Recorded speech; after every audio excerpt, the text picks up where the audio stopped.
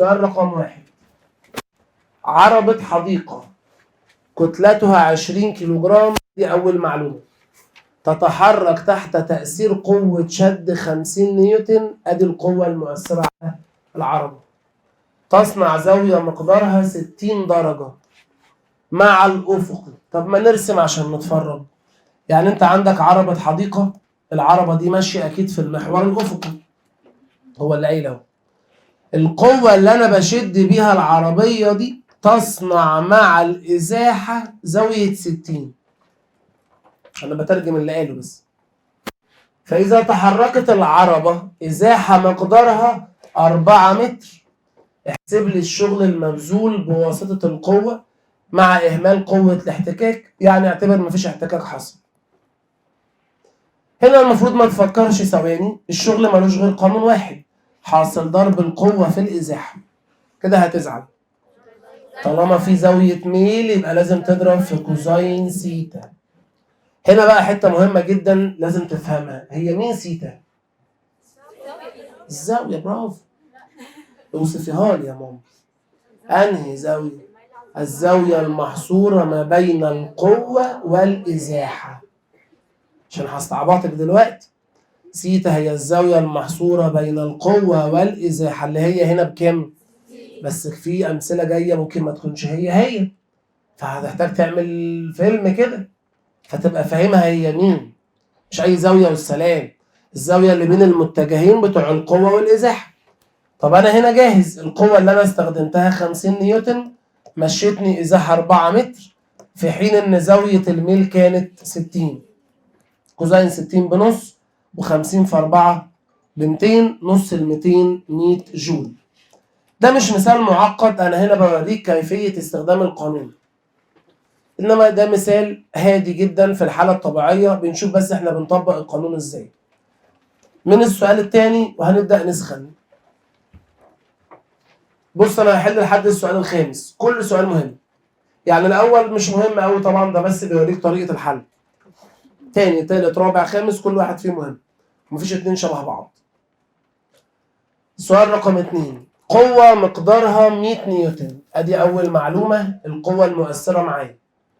أثرت على جسم ساكن، ده معناها إنه بادئ الحركة من سرعة 0، فأصبحت سرعته بعد 5 ثواني، ده كده زمن الحركة، تساوي 20 متر في الثانية، دي كده السرعة النهائية. احسب الشغل الذي تبذله هذه القوة. مش هفكر كتير، الشغل حاصل ضرب القوة في الإزاحة. خدت بالك من حاجة؟ ما حطيتش كوزين سيتا. ليه؟ ما أنا إنسان عاقل يا ماما. هو هل اتكلم على زاوية؟ هل جاب فيه سيرة إن في أي زاوية؟ فأنا مش هخترعها. إذا لو ما فيش زاوية ميل يبقى هو يقصد إن القوة في نفس اتجاه الحركة، فهنا ما بحطش الزاوية. إنما لو الزاوية موجودة ما ينفعش ما استخدمهاش وإلا الحل غلط. خلاص يعني اف في دي بس. طب القوة بكام؟ كده كده ب100، وانت عطلان على مين؟ شميت ريحة الزفرة ولا لسه؟ هنبدأ على الترم الأول. معادلة كام؟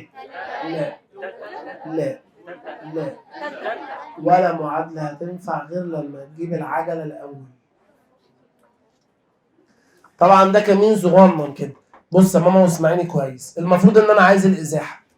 الازاحة مش موجودة في المعادلة الأولى، موجودة في الثانية وفي الثالثة. ولا هتقدر تحل في دي ولا هتقدر تحل في دي، لان انا قايل لك من الترم اللي فات ولا معادله بتخلص لو معكش العجله.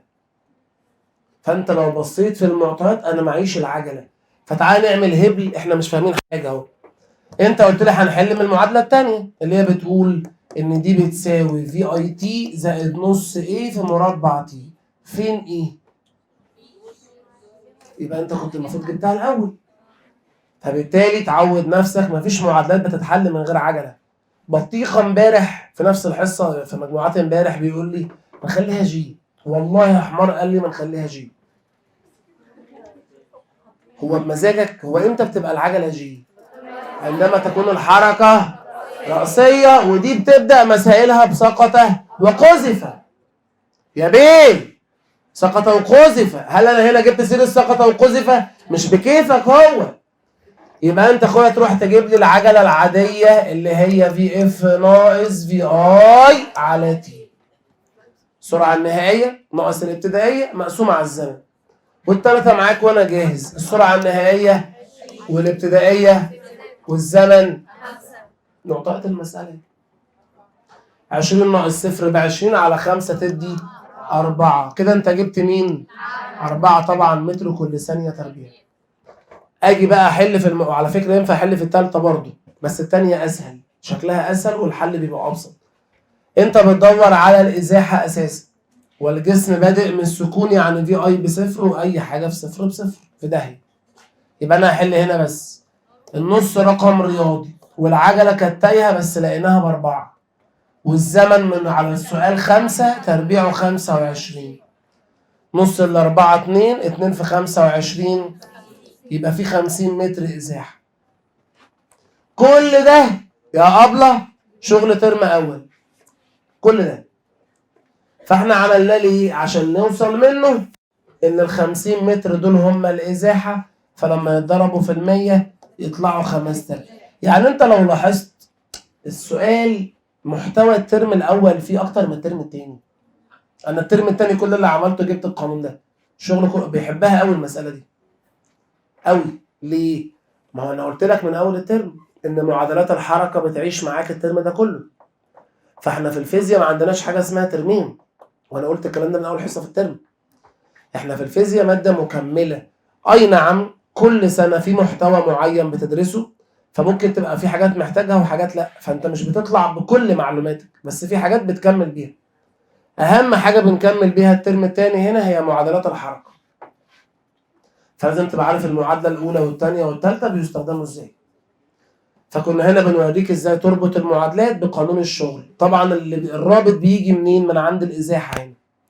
يخبي الازاحه يبعتك تجيبها من المعادلات، واما ترجع تخلص. مش صعبه على اي حد فاهم المعادلات. انما انت بقى لو نسيتها، لو ما كنتش متمكن منها في وقتها، فهتحس الموضوع كبير رغم انها مش مستاهله. السؤال الثالث من على الرسم البياني. فكره حلوه. مرسوم علاقه بيانيه بتوصف الشغل والازاحه. ادي هنا الشغل وهنا الازاحه. بيقول لك ان الوصف ده كان لجسم يتحرك، والجسم كانت القوه والازاحه بتاعته بينهم زاويه 30. ما جبتهاش من عند يا باشا، دي معلومه. الزاويه بين متجهي القوه والازاحه 30. دي معلومه تستخدمها لو عايز. ايه المطلوب؟ احسب لي القوه اللي اثرت على الجسم. ما تصدعناش معاك، احنا قلنا اي رسم بياني بحسب الميل. يبقى انا قبل ما افهم اي حاجه هروح اشوف الاسلوب، والميل الصادع على السيني، يعني هيبقى الشغل على الازاحه. واضح كده ان الميل مرتبط بالشغل، اللي هو كان ايه قانون الشغل؟ حاصل ضرب اف في دي. لبستيها يا هبله. طالما في زاويه لازم انزل كوزاين سيتا، لو اتنست المساله وقعت. مش في زاويه 30 المفروض اضرب في الكوزاين. طيب مش الميل بص كده مش طالع دبليو على دي؟ يبقى دبليو على دي هتساوي مين في مين؟ اف، مش اف بس، اف في كوزاين سيتا. صح كده؟ يعني كده الميل بيساوي ده وبيساوي ده. طيب بما ان الميل يساوي اف في كوزاين سيتا، يبقى انا لو عايز اف، ما هو المطلوب في المساله القوه، هعمل ايه؟ هقسم قيمه الميل على كوزاين سيتا اللي هي الزاويه بكام؟ يبقى انا كده عطلان على ايه؟ ان انا اعرف الميل. طب ما تحسب الميل. كيف يقاس الميل؟ فرق الصادات على فرق السينات. طبعا بدايه من زيرو فمفيش داعي ان انا اطرحها. يبقى لما حاجه احسب الميل هقسم 100 على 20. فكده الميل طلع كام؟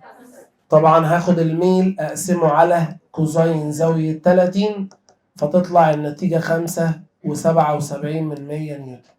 زي ما تطلع. هتلاحظ ان مفيش حصه بتعدي من غير ما احل سؤال على الرسم البياني. لازم تكون مدرب على الرسم البياني كويس، عشان مفيش امتحان ترم بيعدي من غير سؤال بالرسم البياني ان ما كانش 2. فما ينفعش تكون ما تعرفش تحل رسم بياني، ده حاجه سهله اساسا. اهم سؤالين في الحصه الرابع والخامس. السؤال ده فيه غلطه في الحل عندك هنصلحها مع بعض، بس الاول اتفرج عندنا. بص عشان نشوف المثال واضح، فانا هحكي لك على الرسمه. حلو قوي السؤال ده، خلي بالك، وفي كمينين مش كمين واحد. اي حد في القاعه بعد اذنك ظهرك ورا، عينك عندنا، ما تبصليش في حاجه، بص عندي الاول ولما اخلص هقول لك ايه اللي تصلحه عندك. الخطا في الارقام مش في القوانين. ايه الموضوع؟ دي هنا الارض وده سلم، وزاويه ميل السلم 30 درجه. في عامل طالع على السلم شايل على دماغه صندوق. اولا هو عشان يشيل الصندوق على دماغه ده معناها ان الراجل بيأثر بقوه لاعلى. ليه؟ عشان سيادتك لو ده الصندوق، فانا عشان اخليه ما يقعش اكيد باثر بدماغي ان انا ارفع الصندوق، ما انا لو سبته هيسقط. فطبيعي عشان الجاذبيه ما تشدوش، فانا اكيد مأثر بدماغي عليه الاعلى عشان احافظ عليه متزن. منطقي. بيقول لك ان الصندوق ده كتلته 40 كيلو جرام، والراجل هيطلع السلم ده اللي طوله 20 متر. دي معلومات في السؤال. وعجلة الجاذبية الأرضية مقدارها 10. احسب لي الشغل اللي هيبذله الراجل ده. مبدئيا يقاس الشغل بحاصل ضرب اف في دي كوزين زاوية الميل، اللي أنا متأكد منه إن الراجل ده طلع 20 متر. طيب في كوزين زاوية الميل اللي هي بكام؟ 60. وده أول خازوق. طبعا قعدت اقول لك دي مش اي سيتا على الرسم، دي الزاويه اللي بين مين ومين، القوه والازاحه. هو الراجل ده بيأثر على الصندوق افقي ولا رأسي؟ يعني قوته اتجاهها كده يا ماما، قوته الاعلى يا ماما، وهو ماشي السلم كده. يبقى لو دي الازاحه ودي القوه فانا بدور على الزاويه دي، ما بين القوه والازاحه، مش بين الافق والرأس 90. زاوية السلم هو الراجل ماشي هنا يا بت، زاوية السلم 30، يبقى الزاوية المتممة ليها كام؟ ده كمين ابن الذين ما حدش هياخد باله منه. ادي كمين فلتنا منه، ناقص بقى الكمين الاهم. فين القوة اللي الراجل أثر بيها على الصندوق؟ وزن الصندوق. اسمع كويس قوي الحتة دي. القوة هنا تمثل قوة وزن الصندوق. مش احنا قلنا من اول ما خدنا الوزن ان الوزن يعتبر نوع من انواع القوة؟ طب ليه؟ ما انا هضرب الكتلة في العجلة. بس انا عايز اقتنع، هو مين قال لك ان الراجل صانع قوة مساوية للوزن؟ اهو الراجل هيحط البتاع دي على دماغه، صح كده؟ وهيمشي بقى طالع السلم وبتاع. هل هو عايز الصندوق يطلع لفوق ولا ينزل لتحت ولا يتزن؟ هو عايزه يتزن. عشان الصندوق ده يتزن على راسه لا يقع اهو، ولا يقع ولا يطلع لفوق، لازم يعمل ايه؟ لازم يأثر بقوة تكون مساوية للوزن. يعني سيبك من دماغي، هنا اهو، هنا اهو الكتاب ده كده وانا ماسكه بالشكل ده، انا كده مأثر عليه بقوة ولا لا؟ مأثر. قوة قد ايه؟ قد وزنه. مستر طب ولو قوة ايدك اقل من وزنه يبقى الوزن هيغلب فهيقع منه، ولو قوتي اكبر من وزنه يبقى انا اللي هغلب فهيطلع لفوق. هل الراجل بقى ماشي يطلع الصندوق لفوق ولا متزن على راسه؟ يعني اكيد القوة اللي هو بذلها على الصندوق مساوية لوزن الصندوق، ووزن الصندوق هيقاس بضرب الكتلة في العجلة، وكتلة الصندوق 40 كيلو في العجلة 10، يعني الوزن. يبقى اكيد الراجل أثر على الصندوق ب 400 عشان يعادل وزن الصندوق. حصل. يبقى أي حد بيرفع حاجة لأعلى القوة المؤثرة هي الوزن. أمك أما تكون جايبة كيس البطاطس وراجعة بيه فنقول لك احسبي القوة اللي أمك بتبذلها، تحسبي وزن البطاطس اللي في الكيس، وهكذا. أنا لما أشيل الكرسي ده كده وأمشي بيه ببذل قوة قد إيه؟ قد وزن الكرسي ده. اي حد شايل حاجه رأسيه القوه اللي بيبذلها قد الوزن. بس استنى، لو برفع كده يبقى انا بعمل قوه اعلى من الوزن، لو ما قدرتش اشيل فوقع يبقى الوزن هو اللي اكبر من قوتي، وده انا هتكلم عنه قوي في السؤال الجاي. فبالتالي يبقى كده الوزن طلع 400. 400 في 20 ب 8000، كوزين 60 بنص، نص ال 8000 4000 جول. بص بقى يا باشا، الحل عندك كقوانين سليم، انما في لخبطه عندك انت في الرياضه. بص معايا وراجع خطواتك. اول حاجه هحسب قوه اللي هي هنا مساويه للوزن اللي هي كتله في العجله. تقريبا عندك مكتوبه 400 في 40 حاجه كده. لا يا باشا، 40 في 10 ب 400. 40 في 10 ب 400، ما هو قايل لك ان الكتله 40 والعجله كده كده ب 10. ثم هتروح تفك قانون الشغل. هنا بقى 400 دي كده الوزن، في 20 دي كده الازاحه، كوزين 60 مش 30، الزاويه اللي فوق مش اللي تحت، والنتيجه طبعا هتطلع 4000 جول. عدل ارقامك، اللي فوق دبليو سمول الوزن واللي تحت دبليو كابيتال الشغل. يعني انا ينفع استخدم الوزن جوه الشغل؟ طبعا. اخر سؤال، السؤال رقم 5، اخر سؤال هيتحل النهارده. يتم التأثير بقوة ثابتة رأسية مقدارها 15 نيوتن على جسم كتلته 500 جرام، ترفعه، القوة دي بترفع الجسم إلى أعلى ارتفاع 60 سم. هات لي قيمة الشغل المؤثرة على الجسم حتى يصل لهذا الارتفاع. سيب أي حاجة في إيديك وبص لي، لازم تقتنع بطريقة الحل. أولا إيه المعلومات اللي معاك؟ أنت معاك جسم كتلته 500 جرام وأنا ما بحلش بالجرام، يبقى هقسم على 1000 أو أضرب في 10 أس سالب 3 فتبقى طبعا نص كيلو جرام. أنت فاهم الكلام ده؟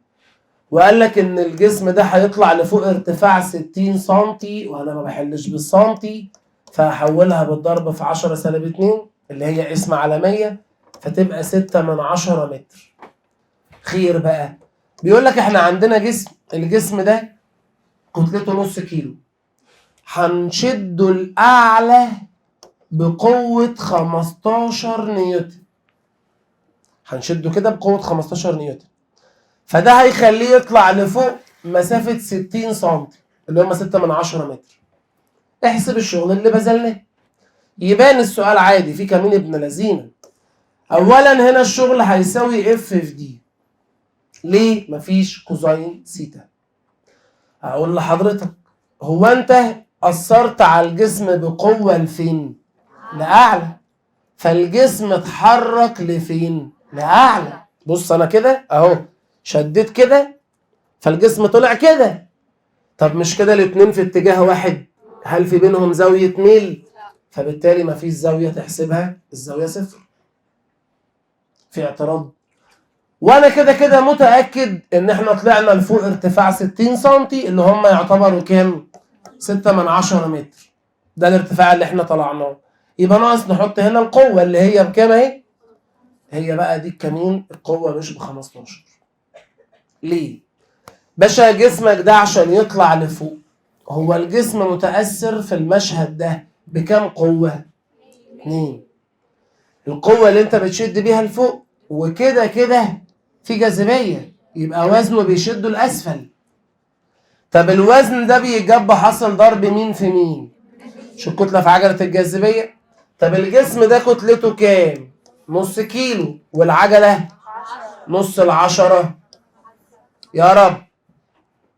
القلم ده لو فرضنا وزنه 5 نيوتن، عشان اثبته كده لازم اثر عليه بقوة كام؟ 5.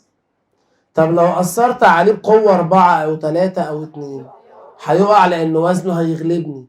طب لو اثرت عليه بقوة 6 هيطلع لفوق بقوة 1 مش 6، لان هو وزنه بيشده بكام؟ فانا هضيع من قوتي 5 عشان اعادل وزنه واشده بالباقي.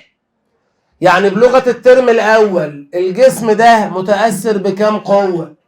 مع بعض ولا عكس بعض؟ بيتجمعوا ولا يتطرحوا؟ يبقى ما تقوليش ان انت بتشد لفوق ب 15، انت بتشد لفوق ب 10 بس، عشان في 5 من دول لازم يعادلوا الوزن ده. طيب يعني كده القوة اللي شدت لفوق بكام؟ وشدت مسافة 6/10 متر، يعني تطلع الشغل ب6 جول. سؤال واسيبك تمشي، بس هستنى حد يرد عليا. ليه مفيش ولا مثال من اللي فاتوا قابلتنا الحالة دي؟ يعني الأمثلة اللي فاتت كلها ولا مثال عملنا فيه التكاية دي، عشان ولا مرة بذلنا شغل رأس. في اللي فات كله كانت الحركة حركة أفقية أو بزاوية ميل، فدي أول حالة نبذله فيها شغل رأسي، فدي حالة مهمة. في مثالين عن الشغل بس دول هيبقوا أول الحصة الجاية.